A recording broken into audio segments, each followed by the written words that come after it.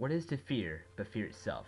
By Chaffin. When asking people of their biggest fear, the most common response you're likely to hear is the phobia of spiders, clowns, or even dogs. But looking beyond the natural viewpoint of an individual, you might be wondering, what else is there left to be frightened of? A quick answer: death. This resurgence of memory is all that is needed to remind everyone of their most dreaded apprehension. As Alan Singer points out in his most memorable poem, I Have a Rendezvous with Death, the idea of passing on does not necessarily have to be home to the image of horror everyone perceives it to be, but rather it can be embraced with open arms. Difficult to understand at first, Singer uses the methods of repetition, binary opposites, and strands of spring and darkness to convey that death preys on life when least expected, but should not be feared. Instead, death should be anticipated at any given moment. Serving in World War I at an early age, Singer was constantly surrounded by shell shock and casualties. Death was always lingering in the air, waiting. Writing I Have a Rendezvous with Death before his own unfortunate fatality in the Great War, the poem details the man's confrontation and acceptance of death. The speaker is not necessarily ready to die per se, as he constantly describes the gratification of life throughout this piece, but in the moment when death shall take his hand, he will not hesitate to give in. Although the cooperation is firm, the speaker recounts every enjoyable experience this brings, followed by the clashing of death, to show equalness in each condition of life. With utilizing spring as his mediator for life, and death's overwhelming grip to silence it, Singer captures a tone of compliance. As Singer opens up in his poem, death is mentioned in the first stanza, I have a rendezvous with death. This opening repetition is then followed by the elements of spring throughout, and eventually concluded with the mention of death once more. This style can imply that life begins and ends with death, and there is no escaping it. Death is a natural part of living. Beyond this context, however, is the repetition of certain words consisting of spring, death, and rendezvous. Singer uses and reuses spring and death to allow the audience to become familiar with the dividends of each one while making death seem very easy to cope with. As for the reappearing quote of I have a rendezvous with death, Singer aims to convey the notion that the end of a life should have a consensual feeling. The speaker is meeting death on his own terms rather than the other way around. The repeated pattern of these words phrases is used to iterate a tone of calmness on the subject of death for the readers, while instilling the realization of its inescapability with the use of personification. It may be he shall take my hand, and lead me into his dark land.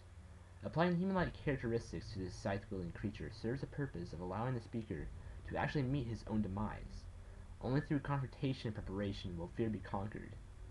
With reconciliation, anyone can conquer death. Outside the repetition, the groupings and strands help establish a difference between the spring of heaven and the death of hell. As each spring begins the resurgence of life, with apple blossoms filling the air, death encompasses it with scarred slopes and battered hills. In each stanza, Singer aims to string together characteristics of spring and death to symbolize their coexisting relationship with one another.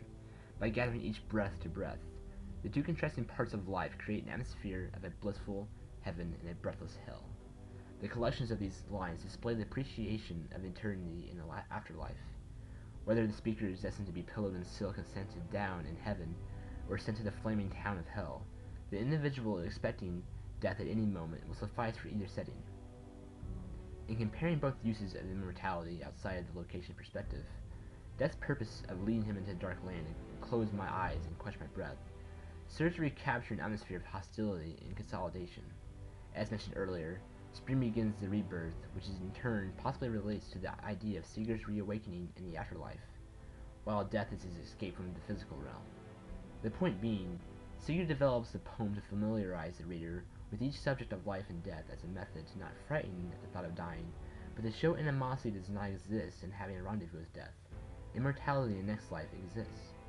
As each literary feature comes into play, so does the never-ending process between spring and death, which is only solidified even more with the use of binary opposites. Rather than splitting apart two subjects, as most binary opposites do, the poem presents the conflicting ideas of one's existence and eventual downfall in the manner in which they redefine and unite one another. With blue days and fair, and scarred slopes of battered hills proposing different ordeals of one's presence, one may think these two lines contradict the meaning of reality. Instead, however, they intertwine to suggest that the end of life may not always be as pretty as one pictured, but is a necessity for crossing over.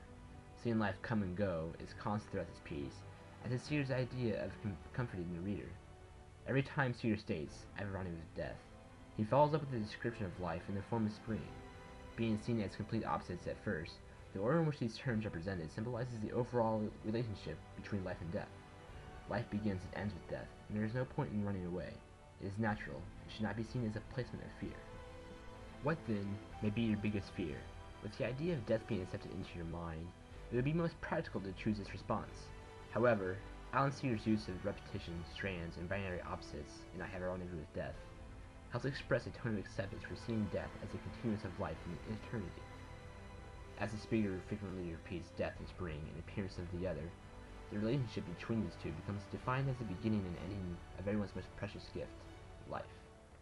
Seeger's not aiming to scare his audience in his anticipation, but is merely trying to convince every individual that when life takes its turn for the worse, they should embrace death with open arms.